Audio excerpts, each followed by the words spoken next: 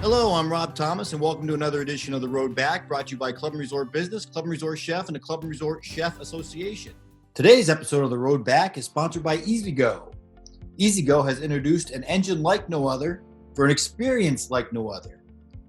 Take one drive in an EX1 powered vehicle, and you'll understand this changes everything.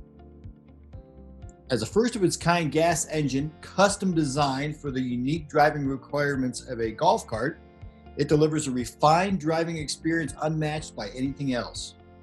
EX1 has advanced technology to squeeze more miles from every gallon and lower your fuel costs.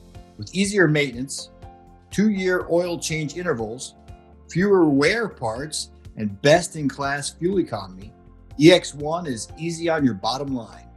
To learn more, contact your EasyGo dealer. For today's fresh insight on how clubs are meeting the challenges posed by the coronavirus pandemic and are finding new and innovative ways to boost business levels and start their return to full operation, we're talking with 4 golf professionals from the Cleveland area. I got Bill McKinley, head golf professional from Canterbury Golf Club, Tom Wojtowicz, director of golf at Lakewood Country Club, Mike Heisterkamp, general manager and director of golf at Chagrin Valley Country Club, and Mark Bixler, head golf professional at Kirtland Country Club. Guys, welcome to the show. Thanks, Rob. Thank you. Hey, if we can, real quick, we'll start from the west side and go east. Give us a little elevator pitch on your club, the course, the amenities. What have you got there? Well, Lakewood's obviously we're all 100 years old. An A.W. Tillinghast golf course, 1921. We're the only Tillinghast in Ohio. We have 19 holes. We have 2 12 holes, swimming, tennis, great practice facility, and a pretty active membership. Certainly, we were all active last year, but for the most part, a lot of golfers at Lakewood. Terrific. Who has Bill? We want to go next? Sure, yeah. Canterbury Golf Club, 1921 Herbert Strong Golf Course, 18 holes. We've been lucky enough to host 13 major championships, 2 U.S. Opens, PGA, 2 U.S. Amateurs, great major championship history. And just like the name says, it's a golf club, a lot of golfers, and they really enjoy coming out to play. Great golf course that just keeps getting better year by year, and we're excited for our 100th year, for sure. Fantastic. How about Mike? Yeah, Chagrin Valley, obviously, same 1921, Stanley Thompson design. It's fantastic. A lot of people who aren't familiar with Cleveland don't really understand the vast representation of golf course architecture that our area provides with so many classic, great golf courses. Chagrin is really known for its terrain. Thompson was known to be able to really master routing through some difficult terrain and never really have a flat lie, have some most subtle greens around, difficult to read. And Chagrin Valley itself has sort of become like the social hub of Chagrin Falls and the Moreland Hills and the area surrounding it. So very much of a country club, just happens to have a great golf course, very active social calendars, swim team, 100 kids, junior golf, 100 kids in swim and all that sort of stuff. So it's a great club. I was telling Bill that I'd been to the pool many times as a member of Mayfield Sandridge in our swim team. So I've also been to Chagrin Valley many times because you guys host a lot of the postseason stuff as well because of the area. So were we kicking your butt in the swim team as well? Probably. Hey, I Mark, have nothing to do with it. I just want you to know. Yeah, so Kirtland Country Club, also 1921, obviously. C.H. Allison design, one of the few in North America that he designed solely. Again, east side of Cleveland, a lot of great terrain. Our 2 9s are pretty different. Front 9, more a little bit rolling. Back 9, severe elevation changes, kind of work through the Chagrin River Valley.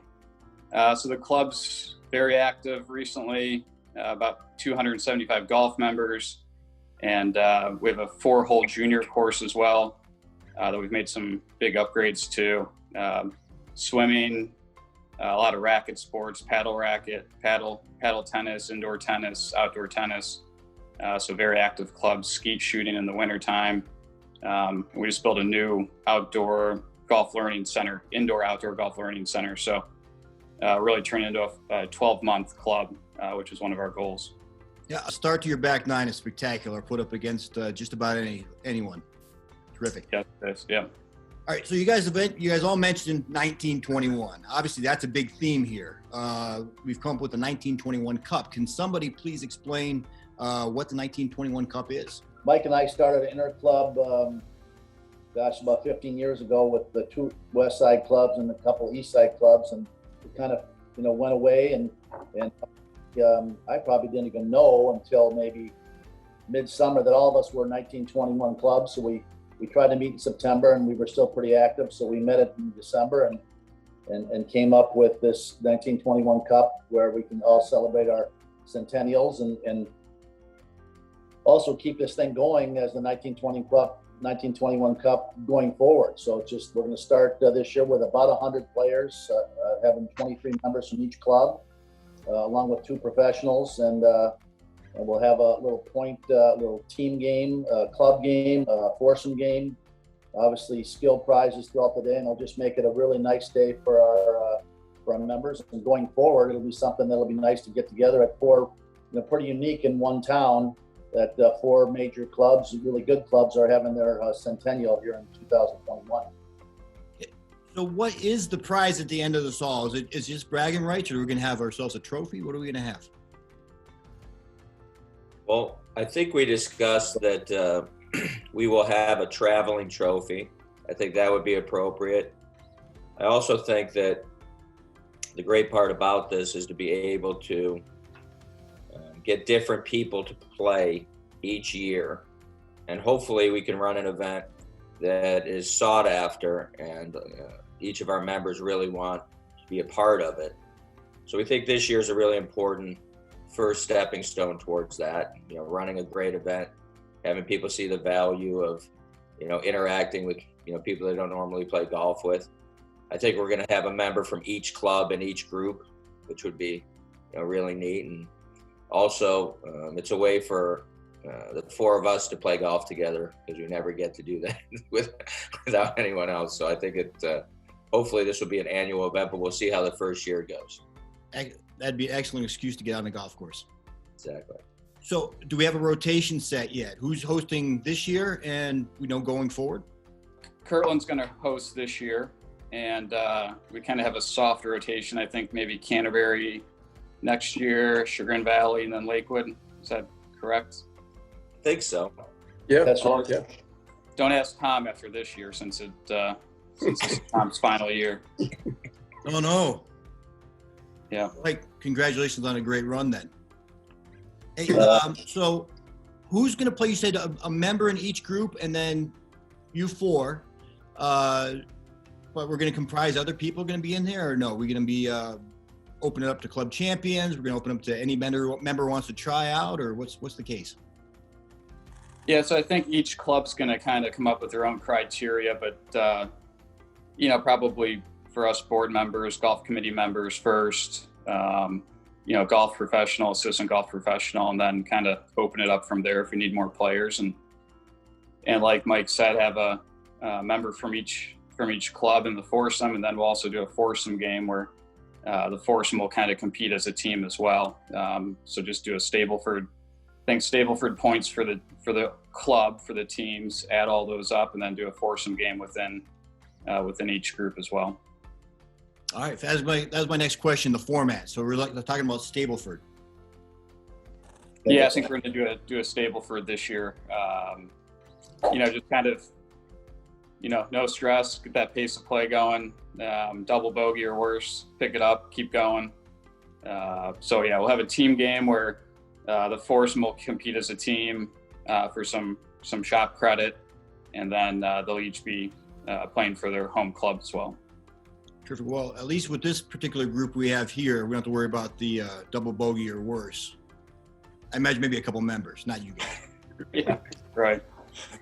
So I'll get you guys out on this if you could.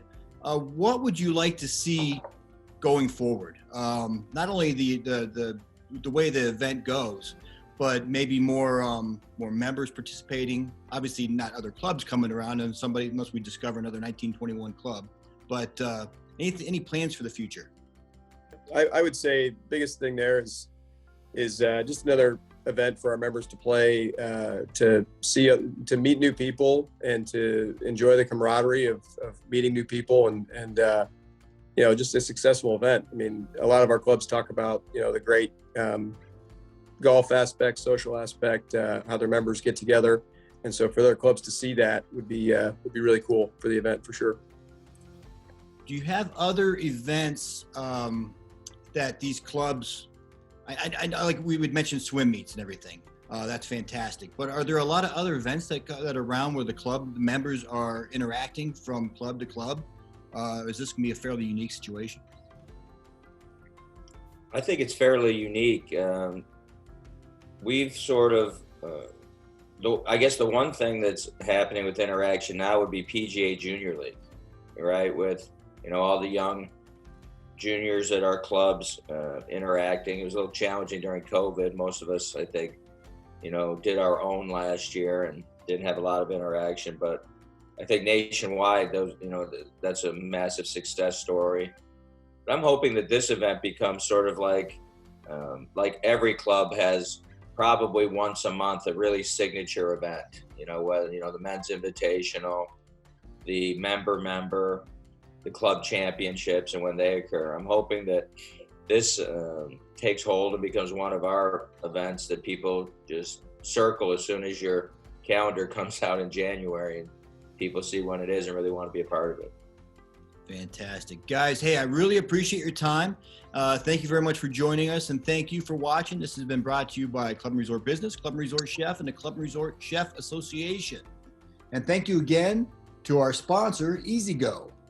If you have a great idea or a success story you'd like to see featured on a future episode of The Road Back, contact editor@clubandresortbusiness.com.